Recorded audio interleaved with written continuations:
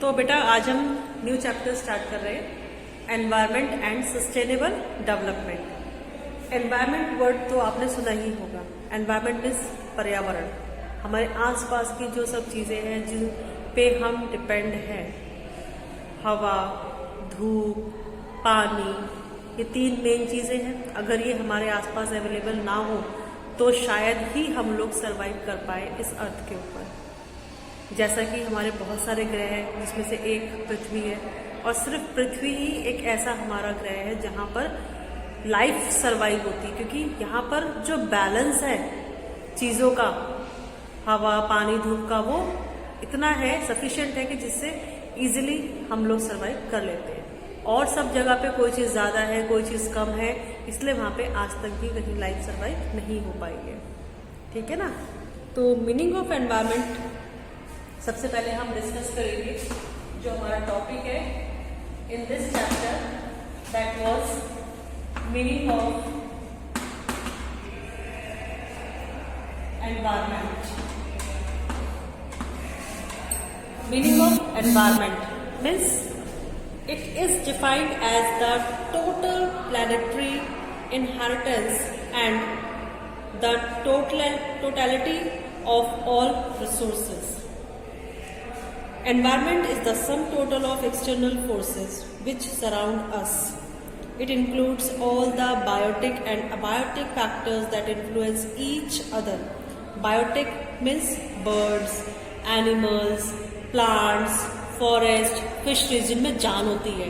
Abiotic non living elements like air, water, land, ठीक है ना, सनलाइट, ये सब क्या है, बेजान चीजें हैं, तो ये अबायोटिक। लेकिन ये सब चीजें हमारे लिए जरूरी हैं जिससे ह्यूमन बींग्स कैन सर्वाइव। हमारे लिए बायोटिक भी चाहिए हमें और अबायोटिक भी चाहिए। तो इसलिए हमारा जो एनवायरनमेंट है it was divided into two parts, biotic and abiotic.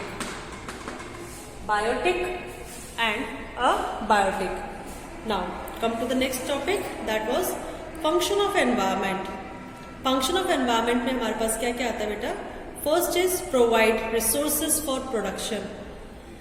Environment जो है उसमें दो टाइप के रिसोर्सेज अवेलेबल होते हैं, रिन्यूएबल और नॉन रिन्यूएबल रिसोर्सेज, जो कि आपने क्लास 9, 10 और 7th 8th क्लास में पढ़ा होगा in the geography. Renewable resources are those which can be used without the possibility of the resources becoming depleted और exhausted like tree, fishes etcetera. But non renewable resources are those which can exhausted with extraction and use like fossil fuels.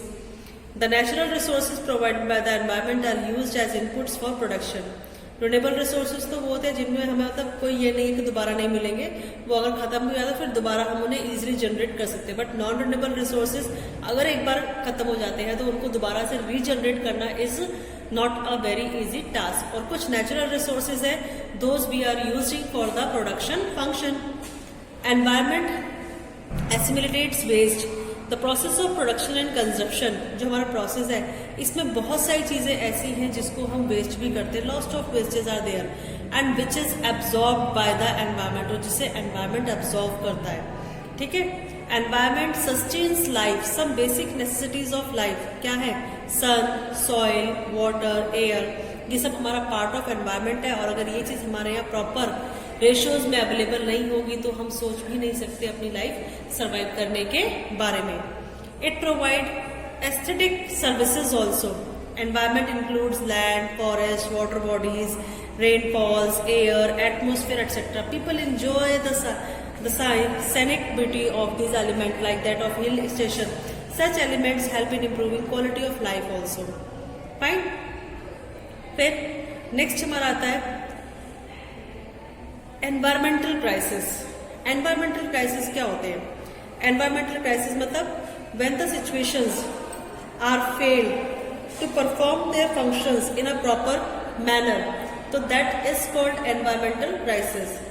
The rising population of developing countries and affluent consumption and production put huge stress on environment. हमारे यहाँ जैसे हमारा India का example लो, India में जितने भी resources available है उन रिसोर्सेज के हिसाब से पॉपुलेशन बहुत ज्यादा है, कंजप्शन बहुत ज्यादा है, इतना प्रोडक्शन नहीं है, जिसकी वजह से एनवायरमेंट क्राइसिस की सिचुएशन आ रही है। फॉरेस्ट पेड़, जंगल काटे जा रहे हैं, पेड़ काटे जा रहे हैं। क्यों?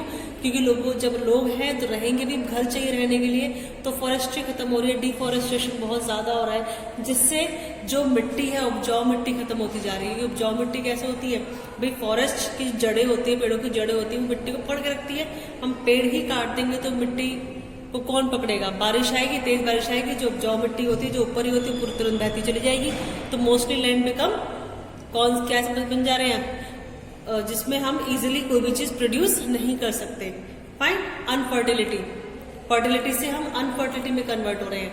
तो ये सब क्या है? एनवायरमेंटल क्राइसिस ही तो है, जहां पर हम एक्सेसिव किसी चीज का बहुत ज्यादा यूज कर रहे हैं।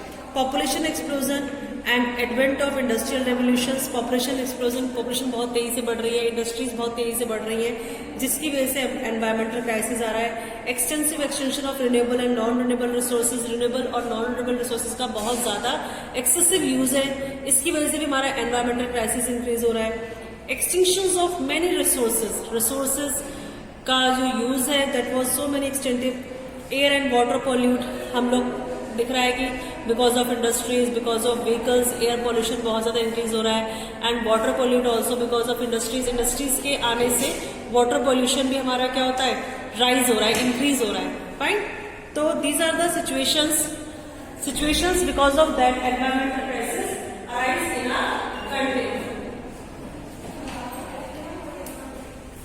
Arises in our country. तो एनवायरमेंटल में हमारा जो 3 मेन कैटेगरीज है, because of that environment pollute, land pollution, water pollution, air pollution, global warming, आपने सुना होगा causes of ozone depletions, Montreal protocols, ozone depletions, ये सब हमारे क्या है? Because of environmental crisis. Fine. तो इन सब का ब्रीफ डिस्क्रिप्शन हमारा है, जिसमें हम डिस्कशन करेंगे about the environmental degradation in our next video. Fine class? Thank you.